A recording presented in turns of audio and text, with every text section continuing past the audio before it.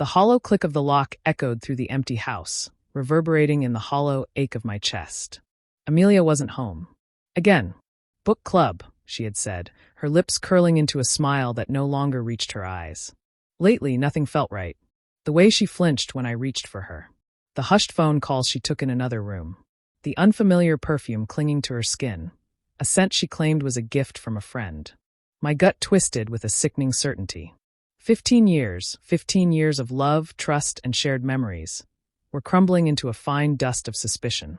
I poured myself a whiskey, the amber liquid swirling in the glass, mirroring the turmoil inside me.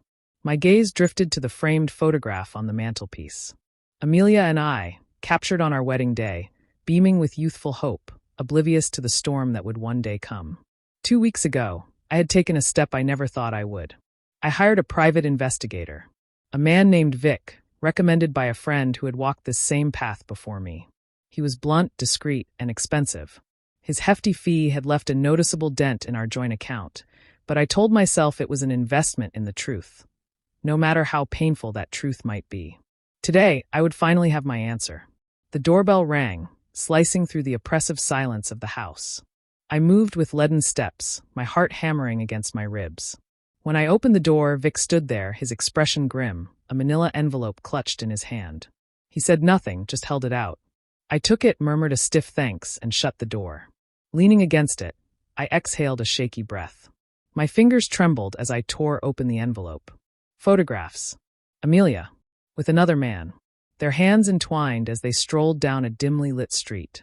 Their bodies pressed together in an intimate embrace. Their lips meeting in a kiss that belonged to me.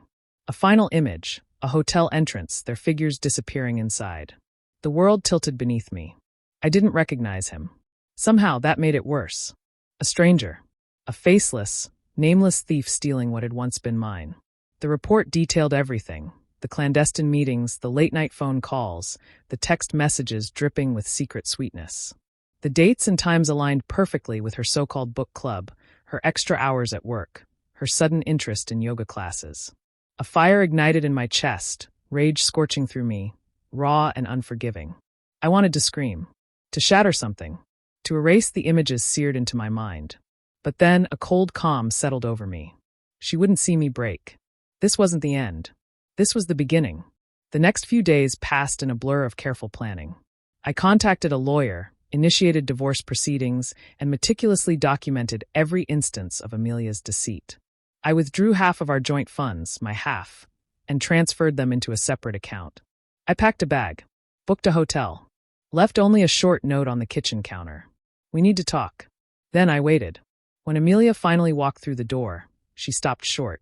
Her eyes flicked to the packed bag, then to the note. Confusion. Then fear. "What's going on, David?" Her voice was small, uncertain. I didn't answer. Instead, I held up the envelope. Book club was interesting this week, wasn't it? The color drained from her face. She opened her mouth, grasping for words, denials, excuses, anything. But nothing came. She knew. And now, so did I. I laid the photographs out one by one, spreading them across the table like pieces of a shattered life. The reports. The damning evidence. The undeniable truth of her betrayal. Who is he? My voice was a low growl, barely restrained fury simmering beneath the surface. Tears streamed down Amelia's face, her hands trembling as she reached for me. "It just happened, David. It didn't mean anything." The words hit like a slap. A tired, predictable excuse. "It didn't mean anything?" I echoed, my voice laced with venom. "You lied to me. You betrayed me. You destroyed everything we built together." She sobbed, pleading for forgiveness, swearing it was a mistake, a lapse in judgment, a moment of weakness that would never happen again. But I saw the truth in her eyes. She had already known this moment would come. I was done. 15 years of love, of trust, of building a life together, reduced to ashes. The next day, armed with the information from Vic's report, I confronted him. The other man. A junior executive at a rival company. Arrogant. Smug. The type who thought he could take what he wanted without consequence. He hadn't expected me to find out, much less come knocking. At first, he denied it. Then, when faced with the evidence, he tried to laugh it off, a meaningless fling, he called it. A brief distraction. I didn't let him escape so easily.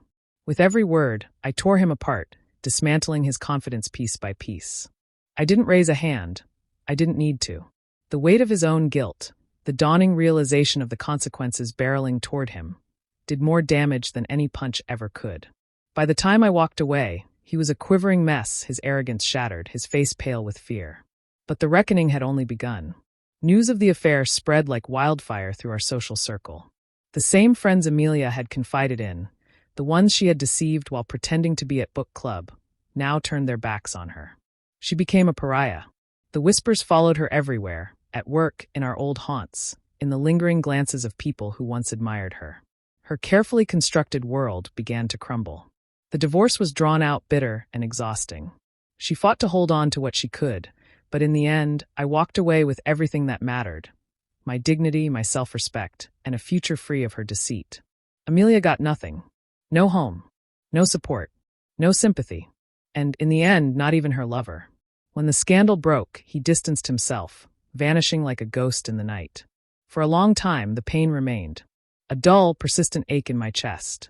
A wound that refused to fully close. But time, as it always does, worked its quiet magic. The scars faded. The anger dulled. I began to rebuild, rediscovering the man I had been before Amelia. I traveled, picked up old hobbies, reconnected with friends I had neglected. And then one evening, months later, I saw her.